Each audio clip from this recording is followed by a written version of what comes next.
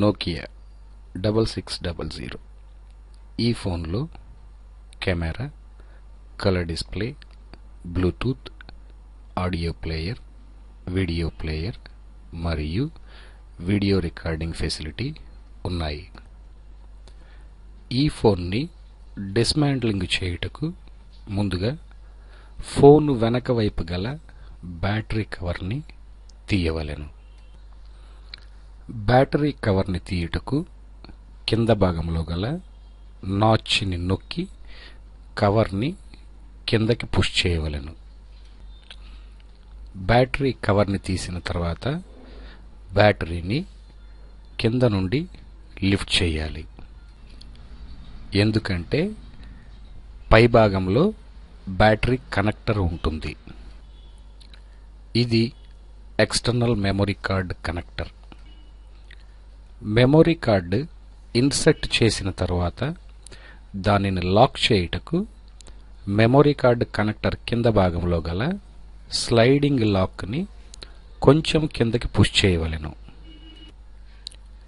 ఈ sliding lock memory కార్డుని మరియు సిమ్ని లాక్ చేయుటకు ఉపయోగపడును. ఇది బ్యాటరీ కనెక్టర్. ఇంకా పై భాగంలో గల ఇది కెమెరా. ఫోన్ ఫ్రంట్ కవర్ని తీయుటకు కవర్ సైడ్స్లో కింద పైన మరియు అటువైపు ఇటువైపు గల లాక్స్ని రిమూవ్ చేయవలెను. ఈ లాక్స్ని తీయుటకు కింద నుండి స్టార్ట్ చేయండి. ఫ్రంట్ కవర్కి బ్యాక్ ప్యానల్కి మధ్య గల ఖాళీలో ప్లాస్టిక్ ఫ్లాట్ టూల్ లేదా గోరుని ఇన్సర్ట్ చేసి క్రాస్గా లిఫ్ట్ చేస్తూ కొంచెం కొంచెం జరుపుతూ లాక్స్ని రిలీజ్ చేసి కవర్ని కింద నుండి పైకి పుష్ చేసి తీయవలెను.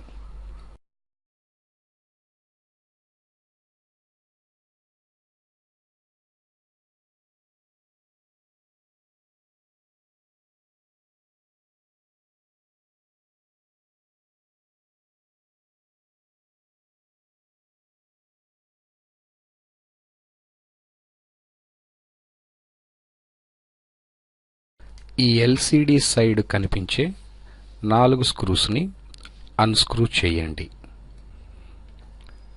ఈ స్క్రూస్ను తీయుటకు T6 నెంబర్ గల స్క్రూడ్రైవర్ని వాడవలెను.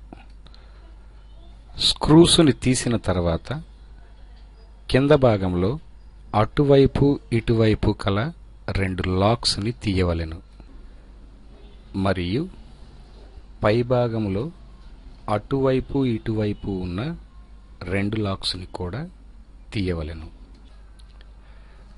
ఆ 4 లాక్స్ని రిలీజ్ చేసి పీసీబీని పైకి లిఫ్ట్ చేయవలెను.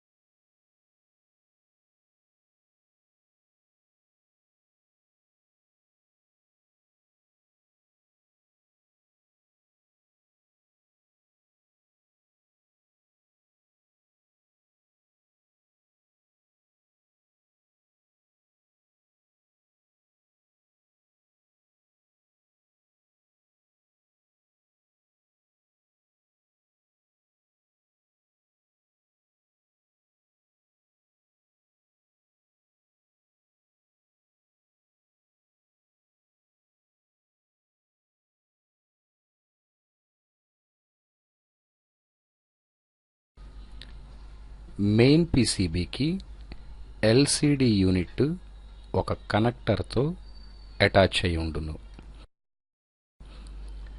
ఇది ఎల్సిడి కనెక్టర్ ఉన్న ఏరియా.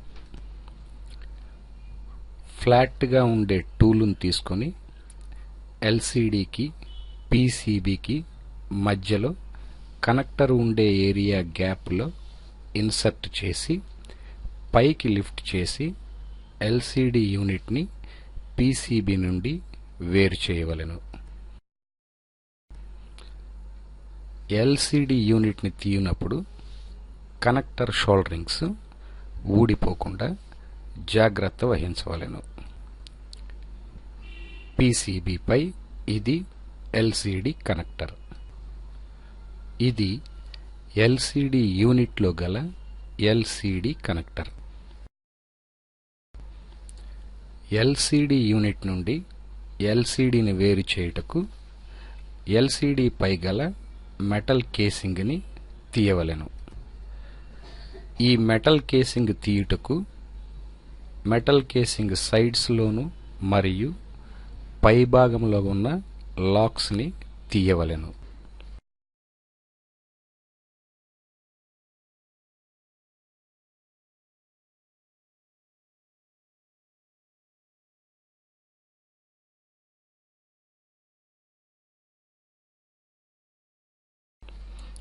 ఇది ఎల్సిడి యూనిట్లో గల కనెక్టర్.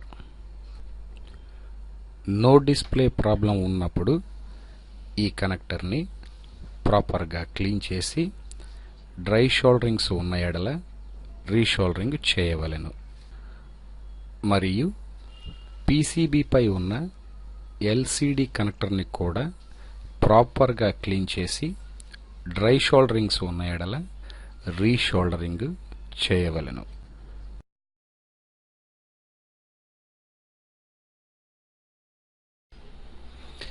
ఇది కీప్యాడ్ పీసీబీ మరియు జాయ్స్టిక్ కూడా కలిగి ఉంది. జాయ్స్టిక్ ప్లేట్కి అటు ఇటు 2 లాక్స్ కలవు. ఈ కీప్యాడ్ పీసీబీ కనెక్టర్ కింద భాగంలో వెనక సైడును కలదు. ఈ కనెక్టర్కి కూడా 2 సైడుల్లో లాక్స్ కలవు. కీప్యాడ్ పీసీబీని తీయవలెనన్న ముందుగా జాయ్స్టిక్కి ఉన్న క్యాప్ని లిఫ్ట్ చేయాలి. తరువాత జాయ్స్టిక్ కింద భాగంలో టూల్ని ఇన్సర్ట్ చేసి ముందుకు నెట్టి ఆ ప్లాస్టిక్ కవర్ని తీయవలెను.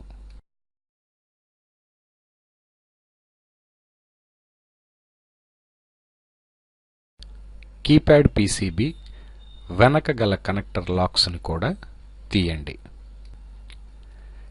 కీప్యాడ్ పీసీబీ స్టిక్కర్ని కింద నుండి మెల్లగా తీయవలెను. ఇది తీయనప్పుడు కీప్యాడ్ పీసీబీ స్టిక్కర్ చినిగిపోకుండా జాగ్రత్త వహించాలి. ఇది బ్యాక్ ప్యానల్ యూనిట్. ఇది బాటమ్ కనెక్టర్. దీనిలో internal mic, charger contacts, external earphone, external mic మరియు హెడ్సెట్ డిటెక్టర్ కాంటాక్ట్స్ కలవు. ఇది వైబ్రేటర్ యూనిట్. ఇది రింగర్ మరియు లౌడ్ స్పీకర్కి వాడే స్పీకర్. ఇది యాంటీనా ప్లేట్ మరియు యాంటీనా కాంటాక్ట్స్. ఇది పవర్ స్విచ్ని ప్రెస్ చేసే రబ్బర్ యూనిట్.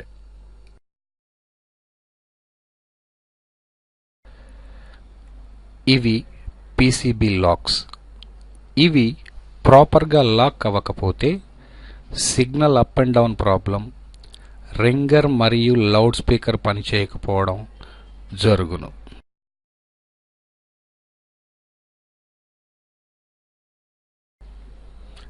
ఇది పవర్ ఆన్ ఆఫ్ స్విచ్. ఇది ఎల్సిడి కనెక్టర్. ఇది ఎల్సిడి డ్రైవ్ ఐసి. ఇది ఎల్ఈడి డ్రైవ్ ఐసి మరియు ఎల్ఈడి బూస్ట్ కాయిల్. ఇది పిఏ. ఇది యాంటీనా స్విచ్. ఇది ఆర్ఎఫ్ సిగ్నల్ ప్రాసెసర్. ఇది 26 మెగాహెర్ట్జ్ ఆసిలేటర్. ఇవి ఆర్ఎక్స్ ఫిల్టర్స్. ఇది లోకల్ ఆసిలేటర్. ఇది యుఈఎం ఐసి.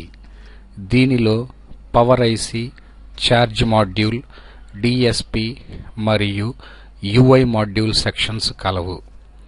ఇది 32.768 కిలోహెర్ట్జ్ క్రిస్టల్. ఇది యూపీపీ ఐసీకి వీకోర్ సప్లై ఐసీ, ఇది రింగర్ ఐసీ, ఇది యూపీపీ ఐసీ, ఇది ఫ్లాష్ ఐసీ, ఇవి ర్యామ్స్, ఇవి కీప్యాడ్ డ్రైవ్ ఐసీలు, ఇది కీప్యాడ్ కనెక్టర్, ఇది కీప్యాడ్ పీసీబీ కనెక్టర్ కాంటాక్ట్స్,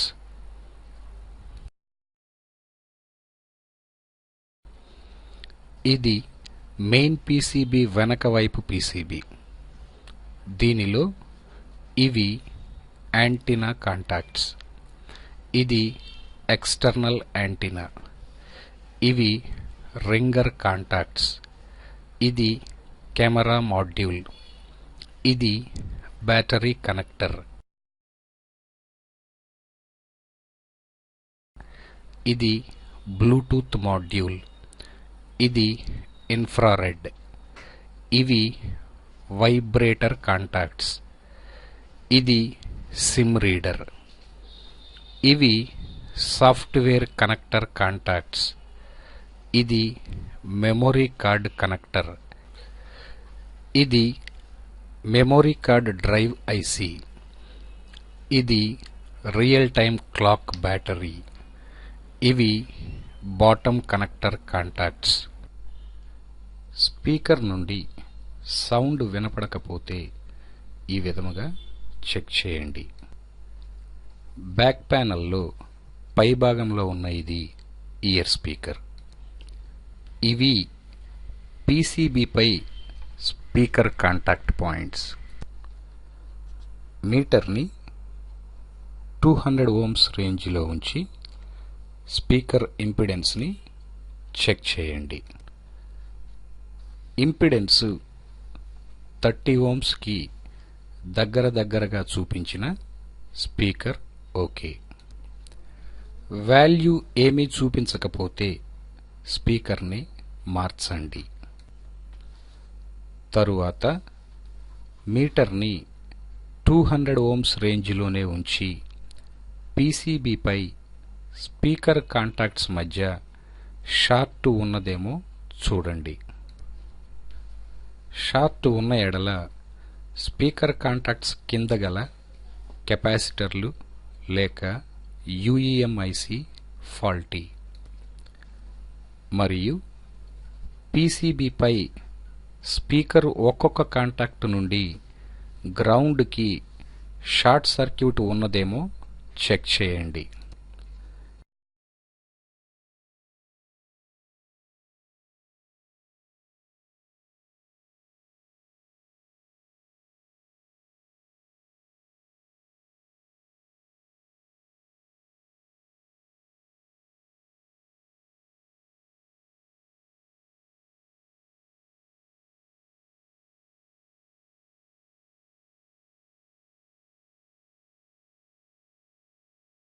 ఈ సర్క్యూట్లో స్పీకర్ కనెక్షన్స్ డైరెక్ట్గా యూఈఎం ఐసి నుండి వచ్చును.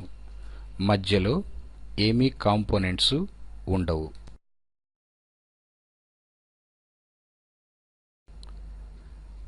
పైన చెప్పినవి అన్నీ బాగున్నచో యూఈఎం ఐసిని రీఫ్లో లేదా రీప్లేస్ చేయండి.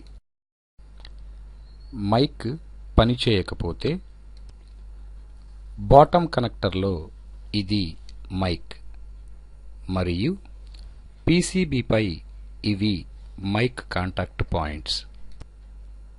మొదట మైక్ కాంటాక్ట్ పాయింట్స్ని ప్రాపర్గా క్లీన్ చేయండి. మైక్ కాంటాక్ట్స్ రెండింటిని ఈక్వల్గా కొంచెం పైకి లిఫ్ట్ చేయండి. దీని వలన మైక్ కాంటాక్ట్స్ పీసీబీపై ప్రాపర్గా కనెక్ట్ అవును. పీసీబీపై ఉన్న రెండు మైక్ కాంటాక్ట్స్ని కూడా ప్రాపర్గా క్లీన్ చేయండి. అప్పటికి ప్రాబ్లం సాల్వ్ అవ్వకపోతే మైక్ని మార్చి చూడండి. పీసీబీపై మైక్ సర్క్యూట్ చెక్ చేయుటకు మైక్ కాంటాక్ట్ పాయింట్స్ నుండి పీసీబీ ముందు వైపున యూపీపీ ఐసీకి పై భాగంలో గల 2 రెసిస్టర్స్ వరకు గల ట్రాక్ కంటిన్యూటీ చెక్ చేయండి. ఈ 2 రెసిస్టర్స్ వాల్యూ ఒక్కొక్కటి 2.2 కిలో ఓమ్స్ ఉన్నవో లేదో చెక్ చేయండి. ఈ రెసిస్టర్స్ని రీషోల్డర్ కూడా చేసి చూడండి. ఈ రెసిస్టర్స్ రెండవ వైపు నుండి ట్రాక్స్ పైన ఉన్న యూఈఎం ఐసీకి వెళ్ళును. ఈ ఐసీని రీఫ్లో లేక రీప్లేస్ చేసి చూడండి. రింగర్ లేక లౌడ్ స్పీకర్ పనిచేయకపోతే బ్యాక్ ప్యానెల్లో ఉన్న ఈ స్పీకర్ రింగర్ మరియు లౌడ్ స్పీకర్గా పనిచేయును. ఇవి పీసీబీపై రింగర్ కాంటాక్ట్ పాయింట్స్.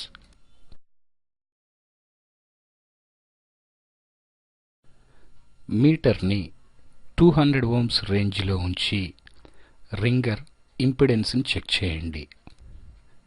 ఇది 8 ఓమ్స్కి దగ్గరగా ఉండును. తరువాత పీసీబీపై రింగర్ కాంటాక్ట్స్ పైన ఉన్న 2 కాయిల్స్ని చెక్ చేయండి మరియు రింగర్ కాంటాక్ట్ పాయింట్స్ నుండి కాయిల్స్ వరకు గల ట్రాక్ని చెక్ చేయండి.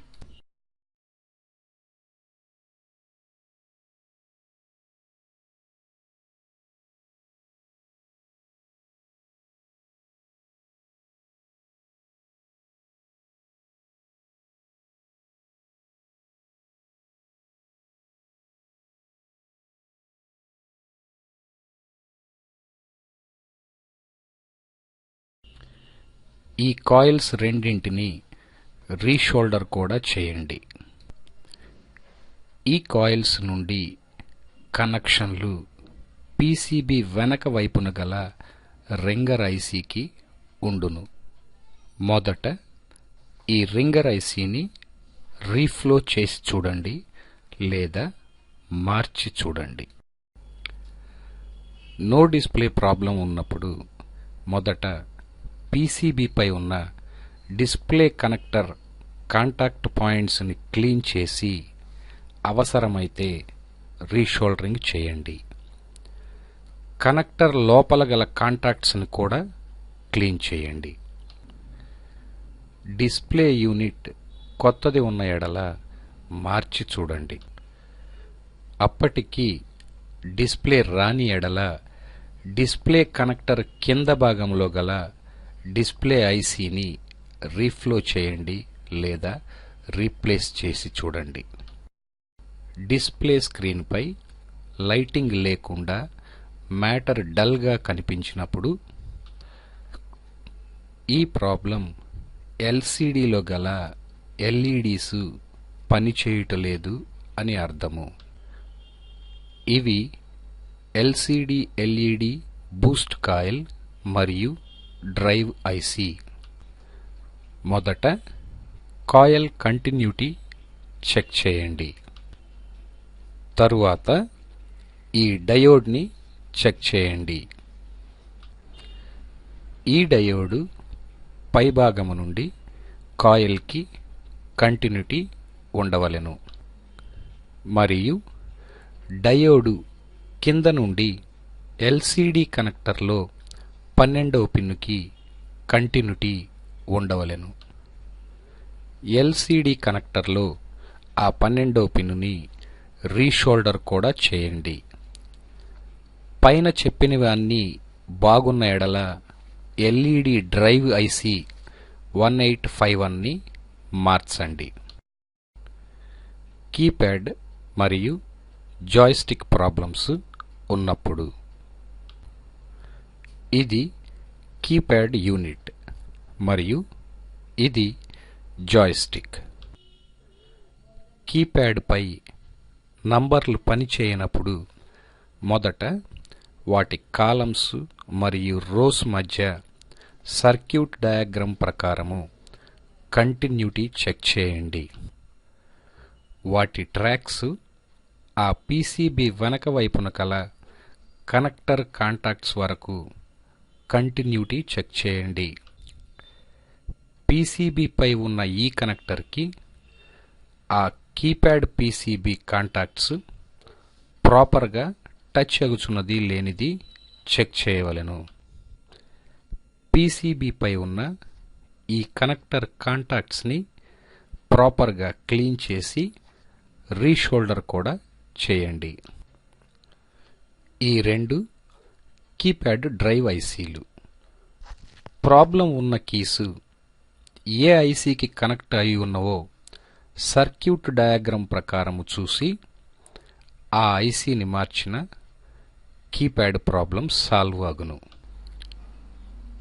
కీప్యాడ్పై లైటింగ్ లేనప్పుడు ఇది కీప్యాడ్ ఎల్ఈడి డ్రైవ్ ఐసీ. ఈ రెసిస్టరు 47 ఓమ్స్ ఉండవలెను. ఈ రెసిస్టర్ నుండి కీప్యాడ్ కనెక్టర్లో 5వ పిన్నుకి కంటిన్యూటీ చెక్ చేయండి. ఇవన్నీ బాగున్న ఎడల ఈ కీప్యాడ్ డ్రైవ్ ఐసీని మార్చండి.